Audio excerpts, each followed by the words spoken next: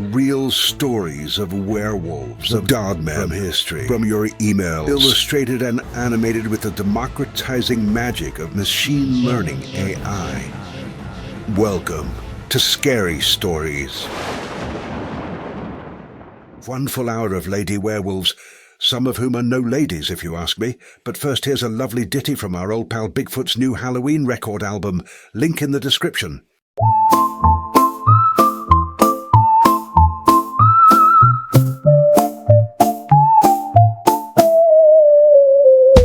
Scary stories, rarely gory. Scary Stories NYC, that's the channel made by me. It's a channel made for you.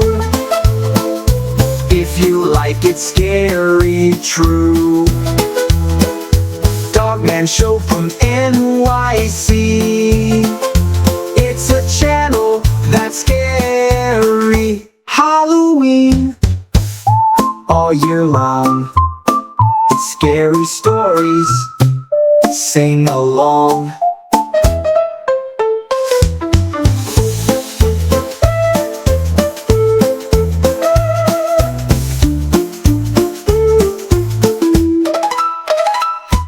Scary stories, rarely gory, Scary Stories NYC, that's the channel made by me. It's a channel made for you. If you like it scary, true. Dogman Show from NYC. It's a channel that's scary. Halloween all year long. Scary Stories, sing along.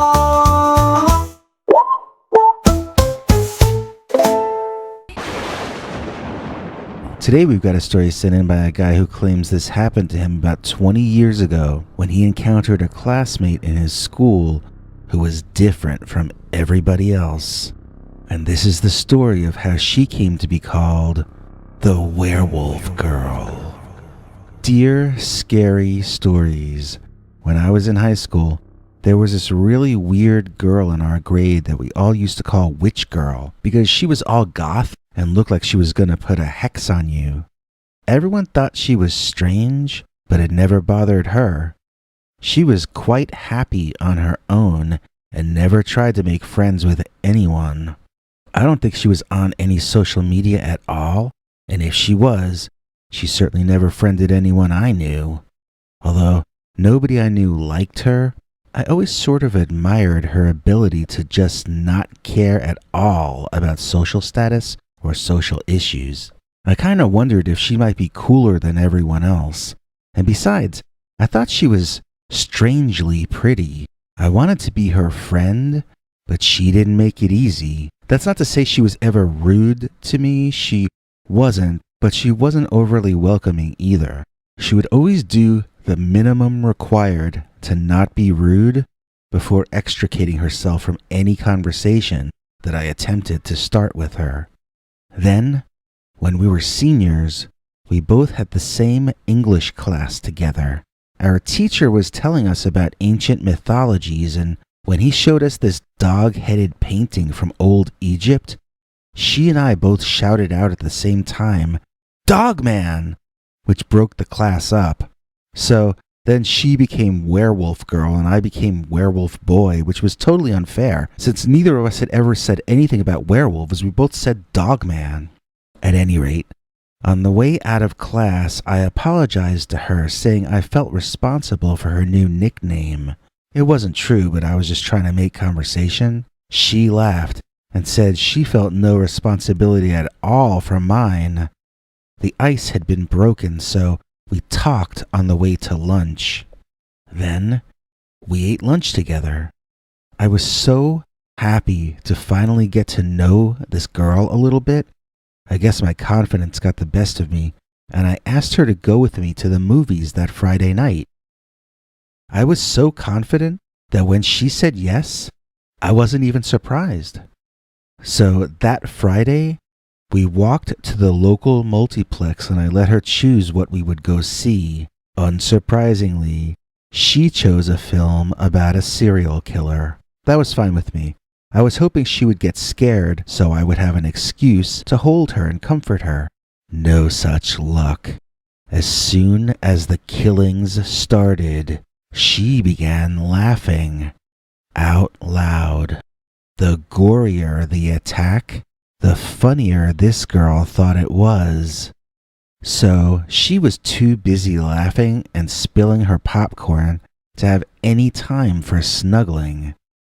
She was so loud with her laughing that other people were asking us to quiet down. I wasn't even making any noise and I was getting yelled at because of Werewolf Girl. But she didn't care, so I tried to shrug it off. After the movie, I was feeling a bit frustrated, but I offered to walk her home, thinking maybe then I'd have one more chance for a hug when we reached her place. Heck, I would have been happy with a handshake by that point. I just wanted some acknowledgement of my existence from her. I had no idea where she lived, since we had met near our school to walk to the theater. It turns out that to get to her home, you have to walk out of town and up this country road that the main highway replaced way back before I was born. Very few people go up there anymore. I know I had never been up there before. After we had walked a whole half hour and not seen one single person, I asked her how much further it was, and she only laughed. I started to wonder where she was leading me and if this was really where she lived. Then she walked off the road and through some overgrown grass toward the woods. "Where the heck are you going, Werewolf Girl?" I called out to her, not wanting to leave the road in the darkness. She told me this was the shortcut to her house, and I told her right back, this is not what I had signed up for. She giggled and said that if she got eaten by the big bad wolf, then it would be on my conscience. She looked so cute, smiling and giggling at me, that when she walked into the trees in the darkening night, I foolishly followed her. It turned out there really was a footpath there. I couldn't see it from the road, but it was unmistakably beaten down from years of use once we got past the first couple or 3 trees. I started to feel like I should calm down. She seemed to be on the level. But I wasn't calming down. Not at all. In fact, I was starting to wonder how I was going to find my way back in the dark. Even if I could make it back on this dirt road, would I remember where to go when I hit the paved road? Even if I made all the right turns, I still had an hour's walk ahead of me, and my feet were hurting already. I should have worn my sneakers, but I wore my shoes because I wanted to impress Werewolf Girl. She'd have been more impressed if I'd have worn a butcher's apron and carried a chainsaw. All she liked was scary stuff. And that's fine, but I mean, all she liked was scary stuff. And I don't know why, because nothing seemed to actually scare her. We could have been attacked by a bear at that moment, and it probably only would have made her giggle some more. None of this made me like her any less, of course. It only made her seem more exotic to me at the time. But finally, something happened that made me stop liking her. I guess the main reason we stopped being friends was that she ended up living up to her name a little bit too much. As we trudged up the forest path which supposedly led to her home, there was a flash of light and the sound of thunder very close by. If it started raining hard, this path was going to turn to mud very quickly.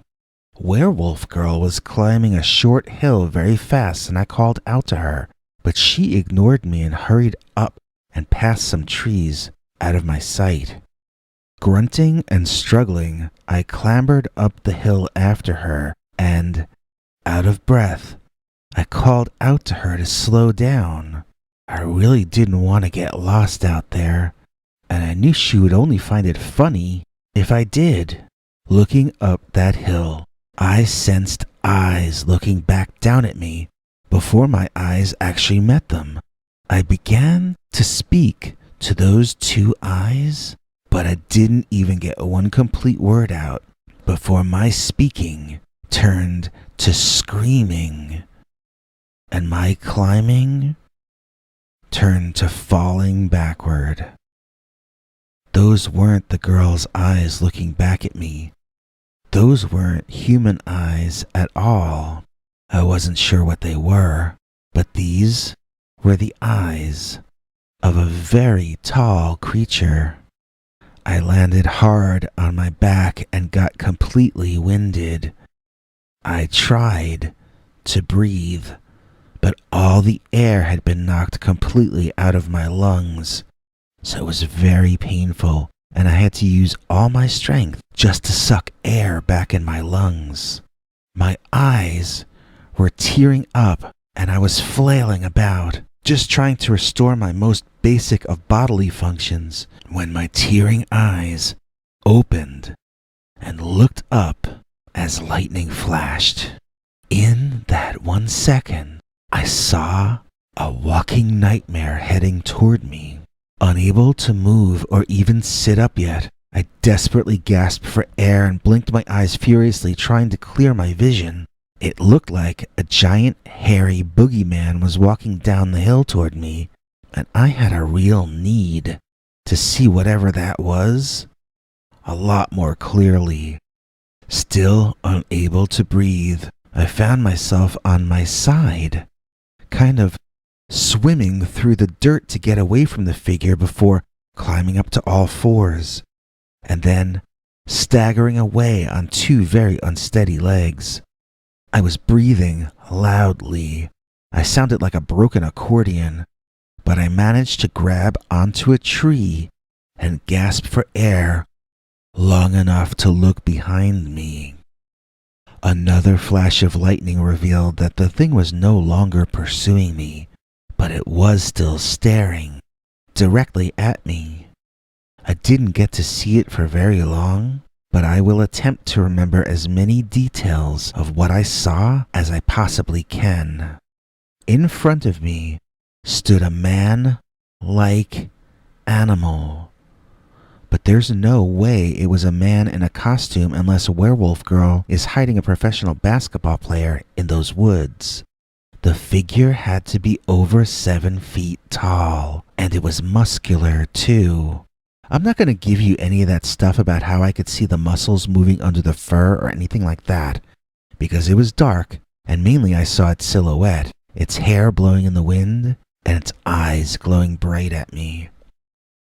I have heard other people say the dogman has yellow or orange or red eye shine. I don't honestly remember what color it was. I only remember my heart felt like it stopped for a second when I saw that thing. It was like my body was ready to give up and die just from the sight of this monster. It did have tall ears.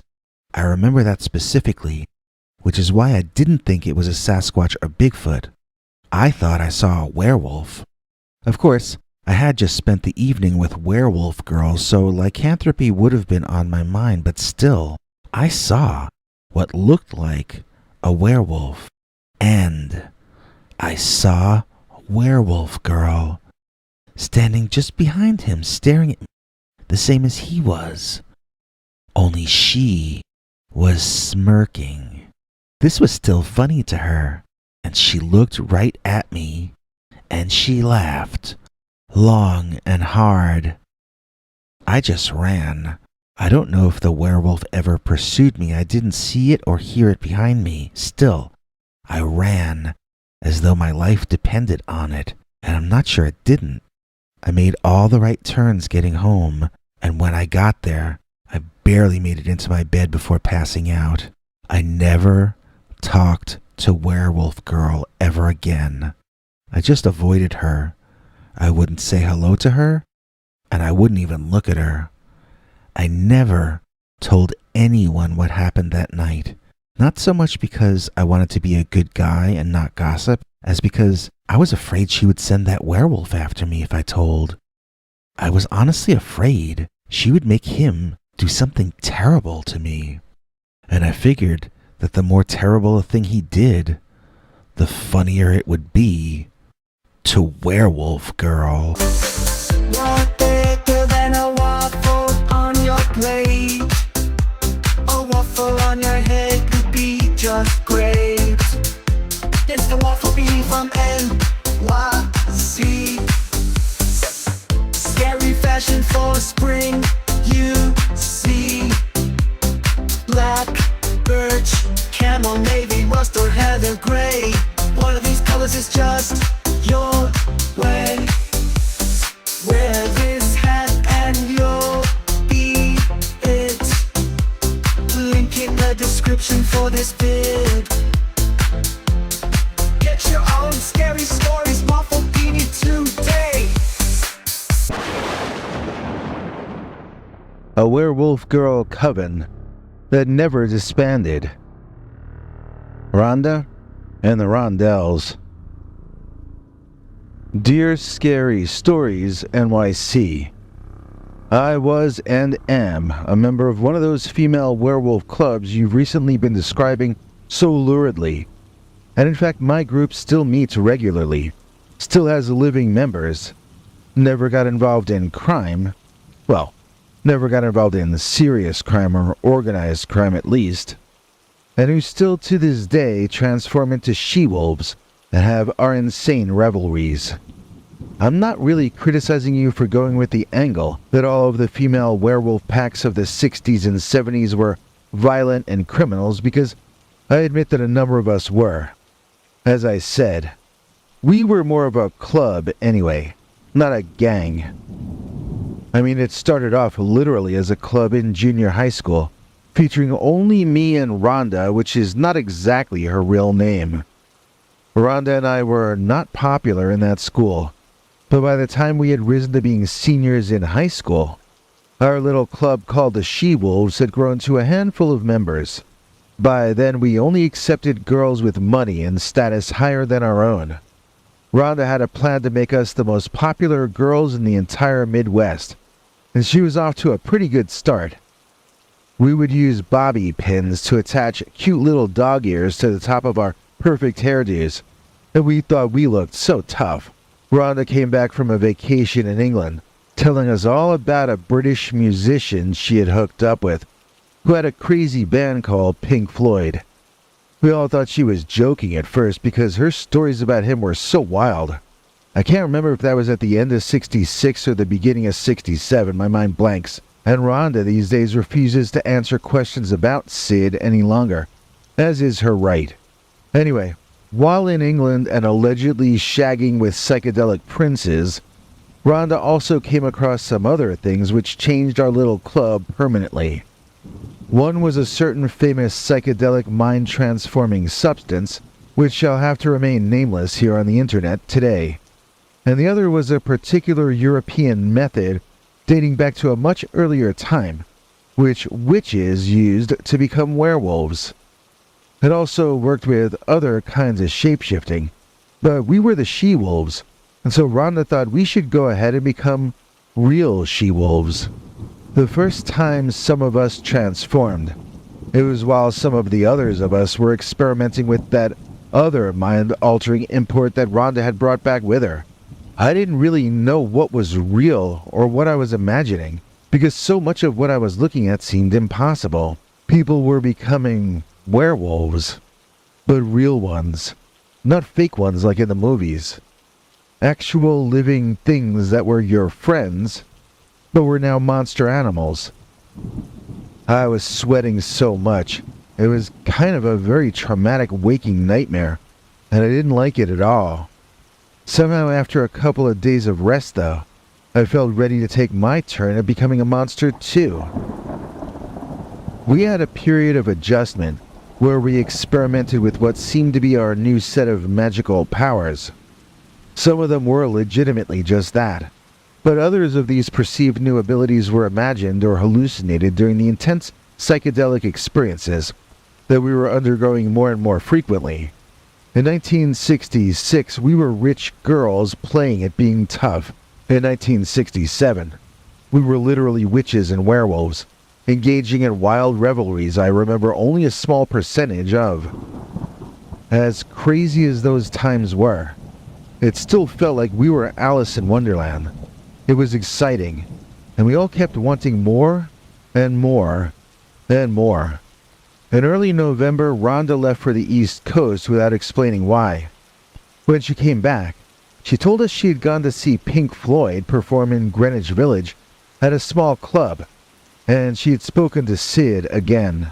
Or at least, she had spoken to him, and he stared off past her.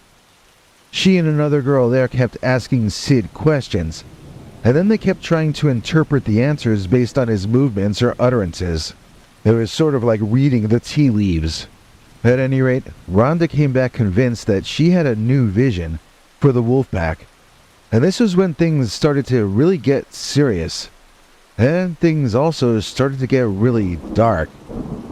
When we had started experimenting with European werewolfism and the other things that Rhonda brought to us, we were all still pretty much normal rich girls, same as we always had been.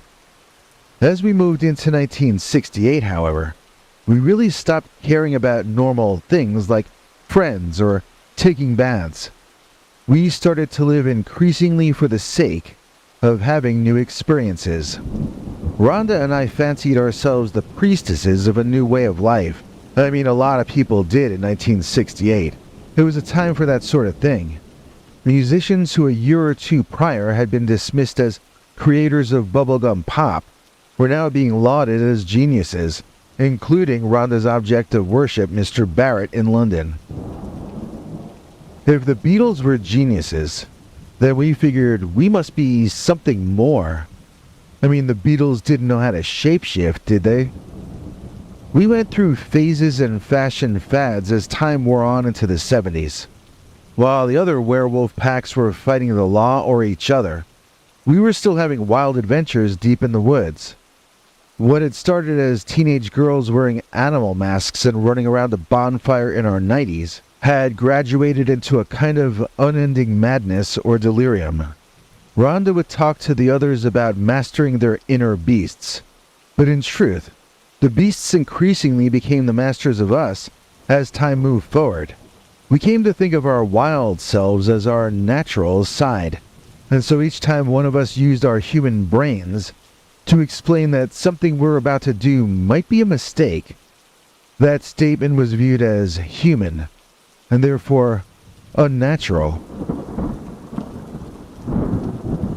Of course, we don't think that way anymore, but we were young and this was all happening so fast. I remember one time we were pretty deep into a woodland, much deeper than we had gone before. We had brought down an adult deer by ourselves using no weaponry of any kind, and we were roasting it over a spit, rotating it, you know? Well, right in the middle of our deer roast, into the clearing walks this park ranger, like Ranger Goody Two-Shoes, you know? And he looks around and he sees this scene out of medieval times all around him, with a bunch of us wenches roasting meat, and some of us still in either werewolf or full-on canine forms, you know? We're all running around and doing what we're doing. But when the ranger walked into the clearing, everything just sort of stopped. We all stood still, looking at the ranger and at each other. It was so quiet, you could hear the meat cooking on the fire. And then, after a few silent seconds of looking around, I swear to you, that ranger said to us, "I didn't see anything," and he took off running through the woods, going back the way he came. We all had a good laugh at that, believe me, and it added to our personal feeling of invulnerability. We were like a rock band in some ways, such as the way we had male groupies. I don't suppose I should get too far into that subject, but I do want to note that this was the case. We had an entourage whenever we went into Milwaukee or Detroit to see a big rock show, or just to go out for a wild time in human civilization. Almost none of us ever had a real job, but we'd occasionally find odd ways to make bank. One time, Rhonda and I worked as bouncers at a club that catered to a rough clientele. We didn't look too rough in our human forms, but we didn't always choose to remain in our human forms, did we? Once the two of us got our troublemaker alone, we usually didn't have to do anything but change into our werewolf form and watch the guy run off. There was only one guy that actually tried to take us on after we transformed, and I think he was just too drunk to see straight. Another way we'd raise petty cash in those days would be to throw a party in the woods and charge admission. How do you charge admission to the woods? Well, you don't legally. So you just have to have an ability to be as sneaky as a wolf, and that was a talent we girls had in spades. We also had an unerring sense of who were the real hippies and who were the informants, so we would only invite people who were on our side of the revolution, as I guess you might say. So back then there was a lot of lying going around about people like us. The establishment used to lie about our culture to get people scared.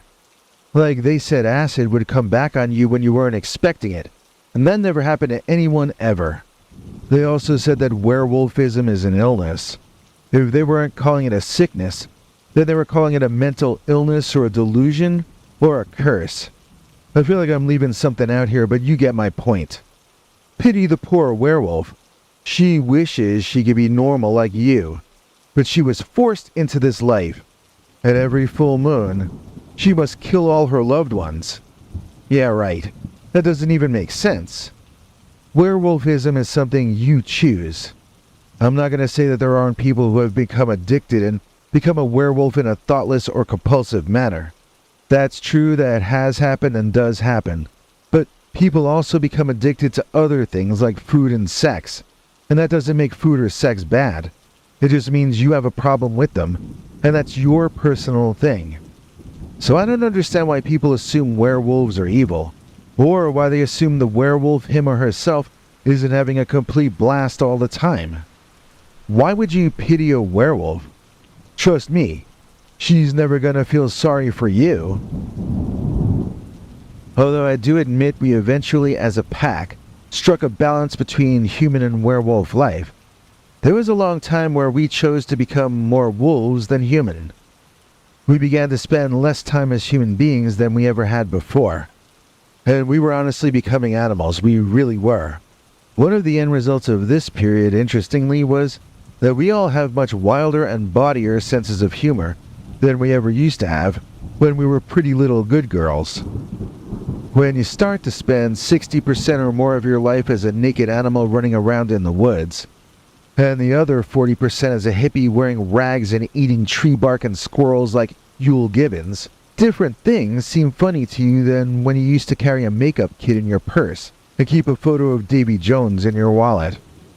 My girls make sex jokes that would make a trucker blush. So what would you expect from old dogs like us?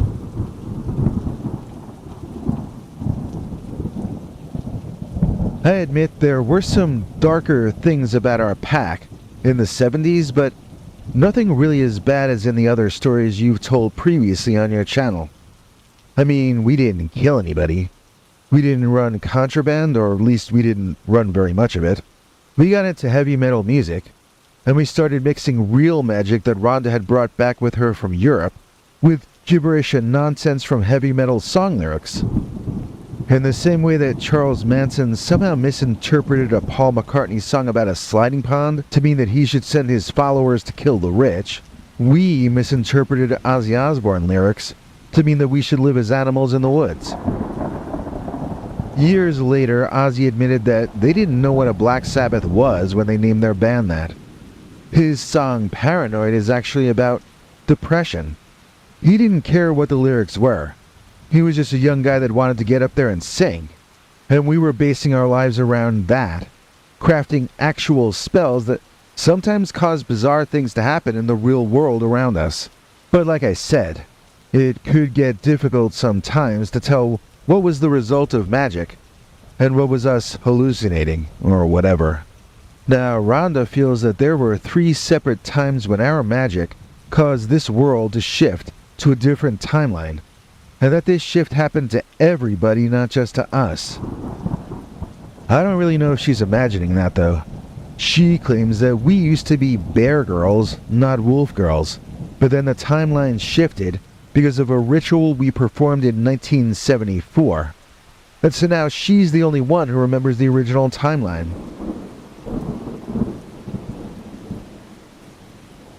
That's the thing. She's always the only one who remembers it being different. So maybe she's the only one who's been shifting timelines. At any rate, when you start to mess with this kind of thing, you can really drive yourself and those around you crazy. And this is how it can start. Not even being certain that you're all from the same dimension. I mean, it can make you needlessly paranoid. We discovered that we were better athletes even when we were in human form.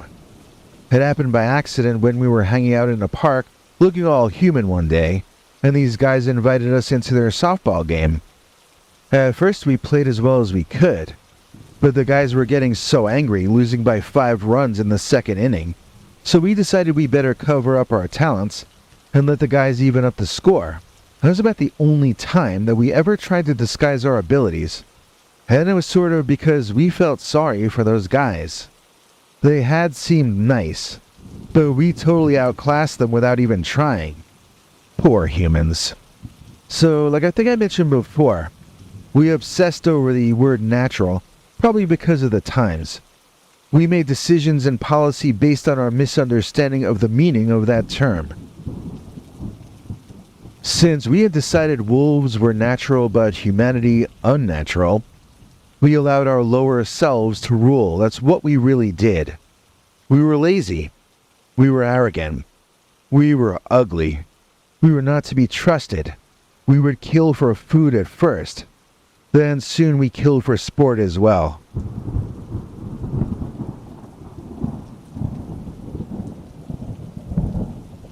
Anything we felt like doing when wolves must be natural. And any thought that perhaps we were meant for something better. And any thought that perhaps we were meant for something better than this base, sickening life was viewed as unnatural. Was viewed as unnatural. Was viewed as unnatural. We should have been too smart to believe what we were saying. But it was just a different time. It's hard to explain. It was like we were trying to convince ourselves that it was okay for us to do anything we wanted to, just because we had declared ourselves the wolves.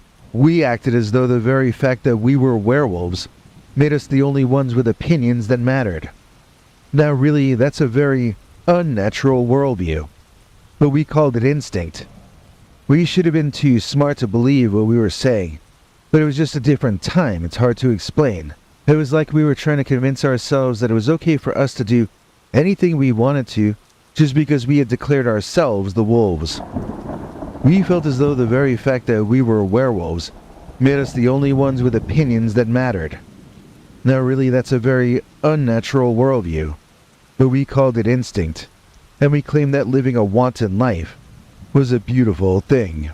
Well, it was a disgusting thing. It was pointless. It was vulgar. I mean, we didn't hurt people, but some of our rhetoric in the mid-70s had started to equate normal humans with animals. So we were definitely heading in that direction.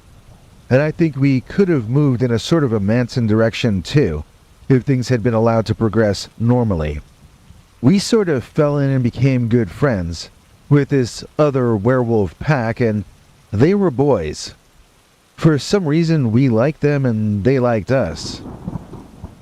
Our wild times didn't exactly calm down, but they weren't as needlessly insane after that either. Rhonda and I got married. No, not to each other, although I bet that would have proven more popular on your show if we had. No, we married people of the opposite sex in the boring old-fashioned way. And we had boring old-fashioned kids, who had boring kids of their own. None of them are werewolves because, as I said, werewolfism is not a curse or a disease. It's like how your mom can be a good singer, but that doesn't necessarily mean that you're going to inherit that talent. None of my kids know how to become werewolves, and none of them have asked me to teach them either. One of Rhonda's grandsons is learning from her right now, but he's the exception, not the rule. It's not something that most people want in their lives. And maybe that's how it got the reputation of being a curse, I don't know. All I know is that we continue to have reunions from the she-wolves every year. Well, every year that we can make it happen. We still transform, just to prove to each other that we can still do it. We're a bunch of cackling old hags these days, and glad of it too. Our men and kids stay home, which is safer for them. I don't think they have the stamina to handle the kind of parties that my old girls throw. But just because we like to party hard and laugh really loud, that doesn't make us bad people. The next time you see a werewolf, don't shoot a silver bullet at it. Offer it a can of Coors instead. See what I did there? A little party humor for you. I am not going to suggest that the next time you see a werewolf, that you should assume he or she is nice. I mean, that would be stupid, and they'd probably eat you alive while you watched.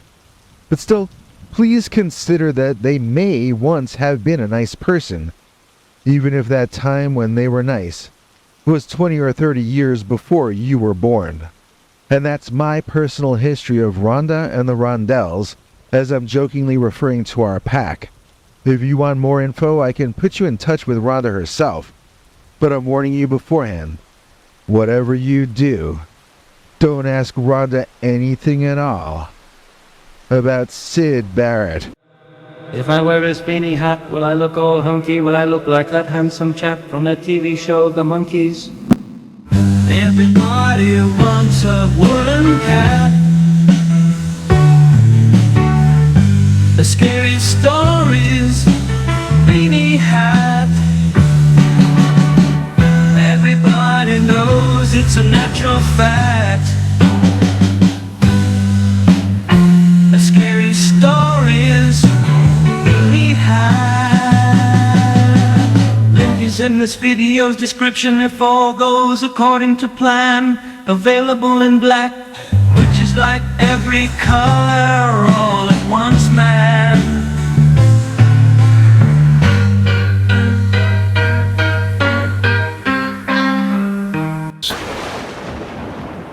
Savage Werewolf Woman. Dear Scary Stories NYC, I went camping with my wife back when we were first married in 1977, and we both saw a female werewolf. This happened at Burned Dam Campground, and so I half-jokingly called it the Burned Dam Beast. My wife would call it the Burned Dam B-word. You know the word. It rhymes with witch. And that reminds me, she also called it the Watersmeet Witch. I prefer the Watersmeet Werewolf myself, but my wife still detests that creature to this day. She says I spend more time thinking about that lady werewolf than I do thinking about her. But that's completely untrue. At first, she was as into all of this as I was. It was something traumatic that we had survived together, and it brought us closer. I should start there. That was the first sighting, and my wife's only sighting. In that first experience, we had no idea whether it was a male or a female creature that we were viewing, so we just assumed it was male. We heard it before we saw it, because it was making these yapping noises in the woods. When I was a kid, I had a mixed breed dog who would whine and yip at the moon on certain nights. We never knew why. My parents would say he was singing. Well, we were both hearing a canine making that singing noise off in the woods, and we both became very curious. Creeping as quietly as we could, my wife and I entered the woods only to find that a man-sized creature covered in fur was the source of all the noise. It had a head like a fox or a dog, but it was reared up on its hind legs, and it had its head tilted upward toward the sky. I'm not sure if it was singing to the moon or to what, but it was looking up and it was making these sounds. To reiterate, it was not howling. It was yapping and whining.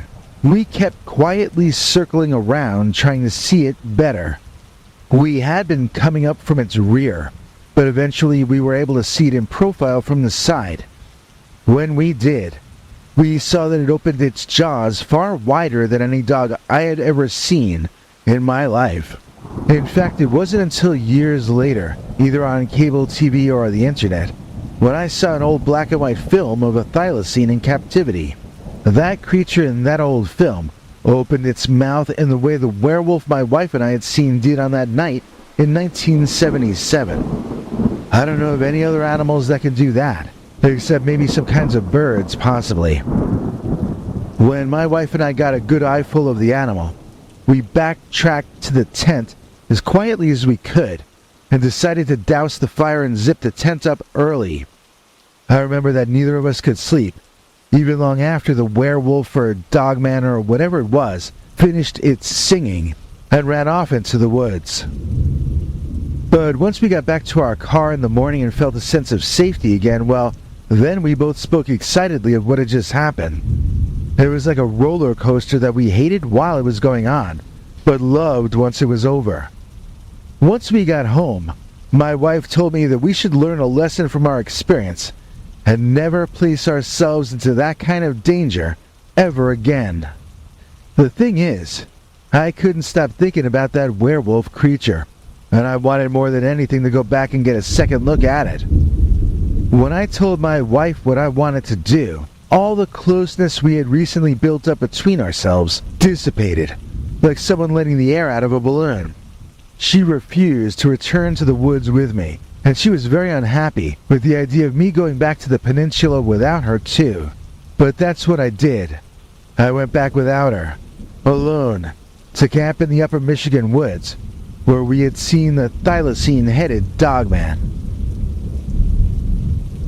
I have been informed many times in the years since that the term dogman existed back when we had our sighting. Honestly, I never heard anyone use the term until the 1990s, and I mean the later 90s too. I have little doubt that it was a word decades and decades ago, but I had never heard the term back then.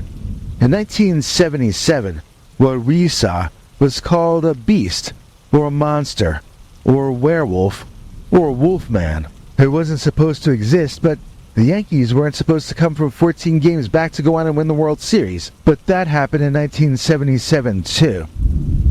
It was a year for impossible things to happen, right in front of your eyes. I brought a grandnephew of mine back to the campgrounds years later, so that he could see where it happened, and he was disappointed to find that it wasn't deep in the woods. It was an official campsite. He had this impression that no monsters ever stray close to official campsites.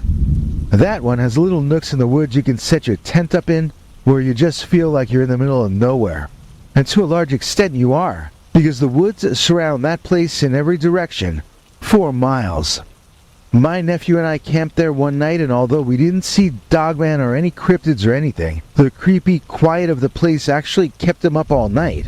I never heard anyone complain that he couldn't sleep because there wasn't enough noise. And I told him to focus on the crickets. So anyway, back to 1977. It was either late August or else in September when I made my second trip to the woods and nearly broke my marriage up in the process. This time when I went, I brought with me dried meats from the deli. Nothing too spicy. I just wanted some meat to toss to the creature if I saw it. I had been building up this idea in my head that I could make friends with it. I got along very well with dogs, and I wanted to see if I could befriend a wild one. Rather than waiting for the dogman to come to me, I walked quietly around in the woods surrounding my campsite with no flashlight. I was just looking and listening, hoping the creature came back to this location again, now that I was back. Eventually I started to hear odd sounds, different from the ones I heard the last time. These were more like sounds a dog might make if it were becoming ill. When I found the central point all this sound was emanating from, I was both excited and appalled. It was the werewolf that we had seen, the thylacine werewolf. But it seemed to be very sick or something, and at first I thought I was witnessing its death throes. Instinctively, I ducked down behind a bush so that I could watch what was happening. The creature seemed to be getting ill in a way that I was unfamiliar with.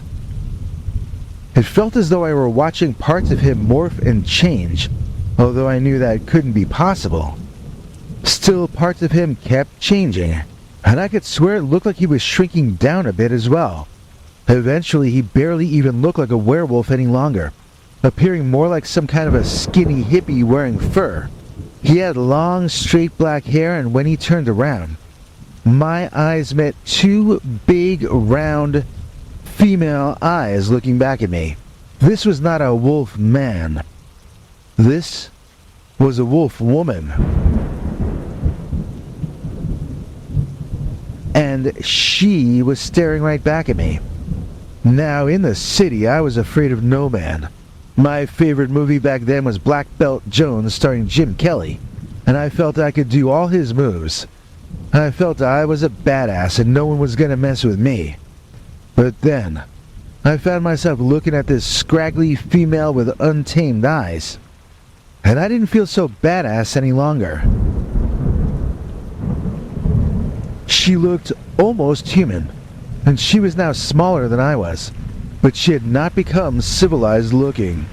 I still didn't want to mess with her, and I was genuinely afraid that she was going to jump me. I didn't know what else to do, so I held out my bag of dried meats to her. She cocked her head to the side like the dog in the old RCA Victor ads, and then she grabbed the meat away from me. It seemed she had never smelled such a combination of odors before. And at first, she held each slice of meat up, examining it on both sides and smelling it for a while before eating it.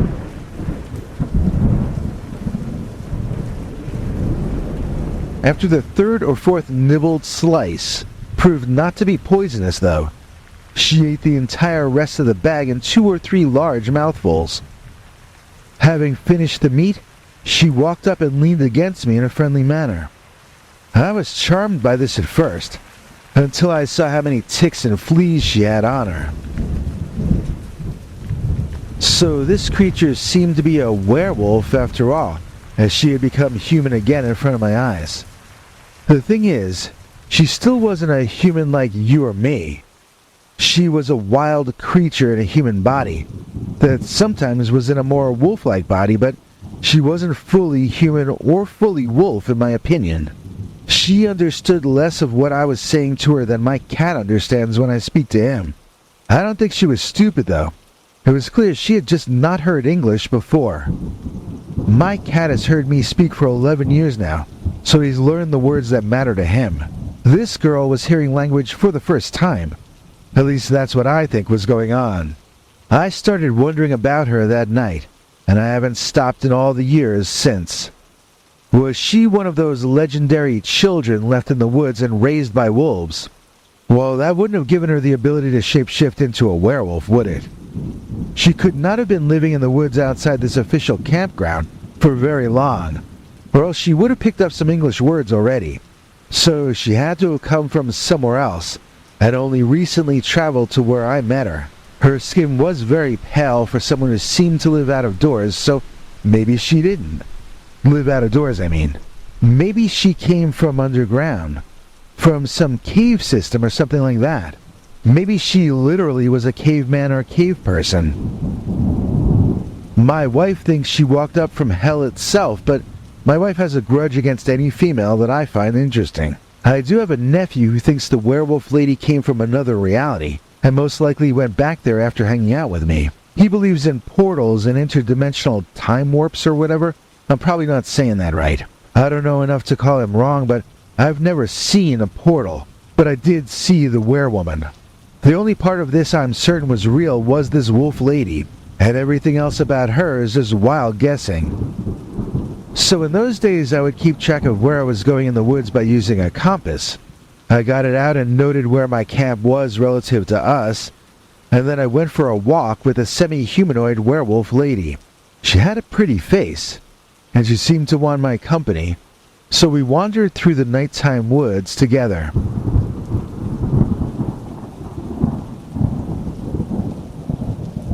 It was really like a strange nightmare that's too weirdly interesting to want to wake up from. It truly felt as though time were standing still, so that the two of us could get to spend the night together. I think it's when I say stuff like that where my wife gets mad at me. It sounds sort of poetic or romantic, but I wasn't in love with this creature. It wasn't even fully human. My feelings were of intense curiosity and admiration for this strange species. She also seemed quite tame toward me after I shared the fine meats with her, and it would have just been foolish not to spend as much time with her as the creature felt comfortable allowing me to spend. I knew even in that moment that I might never get a chance like this ever again, and that turned out to be a correct assumption. I've never seen any cryptid again since that second night, and so I'm glad I walked with her when I had the opportunity. My only regret is that I didn't bring a camera or my tape recorder or anything like that with me. It was 1977 though, so whatever I would have been able to capture in the darkness would have been very primitive. I did not have a video camera in those days, although I do think Betamax had become available by then. I just had a little cheap plastic still camera and I had left that home. If I had it to do over, I would have set up cameras in the trees all around the area, and had a handheld one to carry with me. But I don't have it to do over, so that doesn't even matter. We reached a point in the night where the Wolfwoman became distracted by something in the distance, and she pushed me back, demonstrating that she wanted me to stop following her. When I began to speak, she angrily demonstrated that she wanted me to be quiet. I shut up and watched as she tiptoed silently forward away from me. I thought our time together had come to a close, but after she grabbed a frog up out of the wet grass and began devouring it in front of me, she returned to my company and we continued our walk. She had a pretty funny way about her, but she did not seem to have much of a sense of humor. I mean to say, she made me feel like chuckling sometimes, but she herself was always deadly serious. She was always on high alert, always scanning the scene around us. She looked as though she were very concerned about predators, but through that night, she was the only predator that I witnessed. As it got later and later, I began to stumble and get sloppy, and I knew that I needed to get myself some sleep. I began to try to steer us back toward my camp, and at first she was following my lead. After some time, however, she wanted to go one way and I wanted to go another. We had reached an impasse, and my unwillingness to head any further away from my campsite began to agitate the creature. As she became more unhappy, she began vocalizing unpleasant noises and to flail about a bit. She was no longer acting like my little doggy friend. Not at all. I saw her eyes flashing, and I saw her teeth showing as well. Soon her eyes began to literally glow, and I realized she was transforming back into the monster I had seen her as initially. Once it became clear that she was changing back into her form of that thylacine werewolf, all of her attention went back into the transformation itself. It was clearly not a very pleasant experience, and her entire world was consumed by what was happening to her body in that moment. I backed off to a safer distance and watched what was happening from behind a tree. She was growing hairier each time I caught sight of her. Apparently she was growing fur out of every pore of her body, but I don't recall ever seeing the hair sprouting out. It was more like I would notice once the hair was there, but I didn't see it emerging from the skin like they sometimes show in Wolfman movies. I was not close enough to see clearly how that all went down, but I know that she kept looking more like an animal each time I would see her next. When the transformation seemed to have completed itself, the creature began howling and fussing to a somewhat extreme degree. She looked like she was absolutely freaking out, like she was having a rageaholic attack. I don't know what she was angry at, but I suspected it might be me, so I ducked down and hid myself further. The Wolfwoman was making so much noise that you could hear birds flapping away from the area en masse. Nobody wanted to be around her when she was in this mood, and personally I was too afraid to make a break back to camp. I made myself as small and quiet as I could be, and I watched until the enraged and insane-seeming werewoman charged off into the forest. She was so loud as she literally pushed trees out of her way and charged off that it sounded as though I were witnessing some kind of a natural disaster in the forest. As unnerving as her exit had been, I still hoped to see the beast again, and I camped out in that location 2 more days. They were quiet, however, and the werewolf never returned to my life in all these years since. I doubt she could still be alive. Wild creatures have a harder time of it than civilized ones usually. She probably left this world decades ago.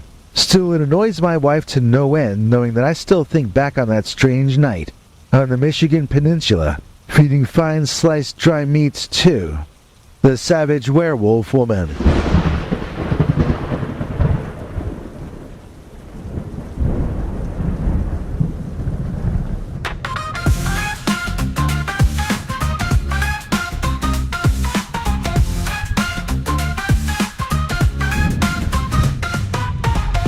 Summer's over, face of deer. It's that hoodie time of year, and you know times are never dull when you got the hoodie with the scary skull.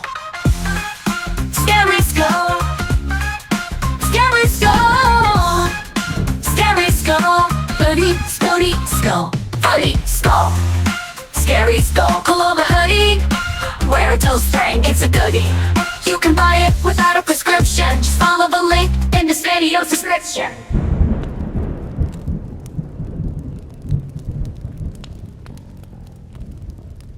Long Island Bigfoot searches for Squatch. Then on his belt he makes a notch. Please join me in thanking tonight's executive producer Long Island Bigfoot for making this episode possible. LIB has his own channel on YouTube that you should check out. He doesn't just have interesting Bigfoot stories but Dogman as well. And his stories all happen to him personally. So it's a very unique kind of a channel. Long Island Bigfoot has also been featured twice on Vic Cundiff, and you might have heard his stories there.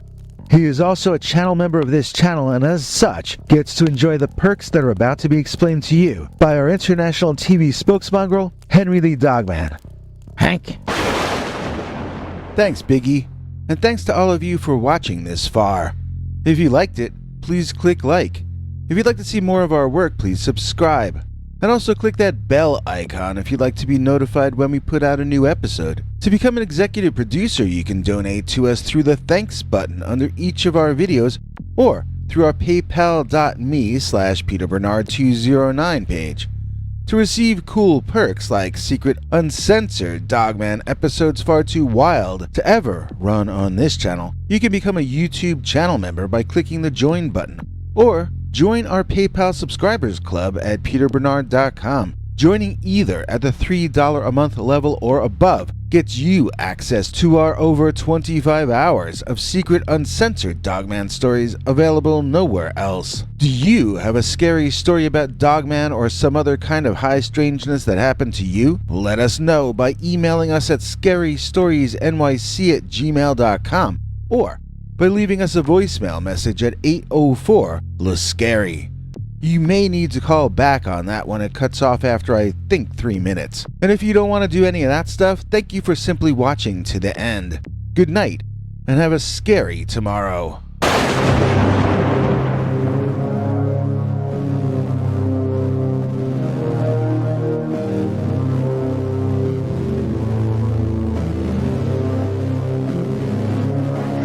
Come back for more scary stories.